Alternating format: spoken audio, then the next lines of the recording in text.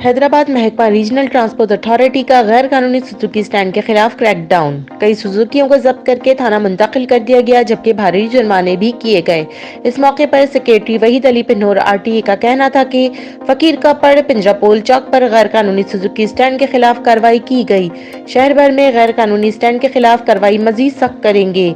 फैलाली चौक, भट्टी मिर्जा महल पर कानूनी Suzuki stand पर खात्मा अवलीन तरजीह में शामिल है। मिर्जा फाटक पर भी इन सुजुकियों के कागजात चेक किए गए और गैर कानूनी पब्लिक ट्रांसपोर्ट गाड़ियों के इस्तेमाल पर ट्रैफिक पुलिस की मदद से चालान किए गए। ट्रैफिक पुलिस समेत मुकामी थाने को मंथली भी देते हैं, फिर भी चालान किया जा रहा है। सुजुकी ड्राइवर का इल्जाम, हैदराबाद शहर सिटी में ट्रैफिक जमा होने की कई शिकायत मौसूल होती हैं, इसलिए गैर कानूनी सुजुकी स्टैंड का खात्मा अवलीन तरजीह में शामिल है।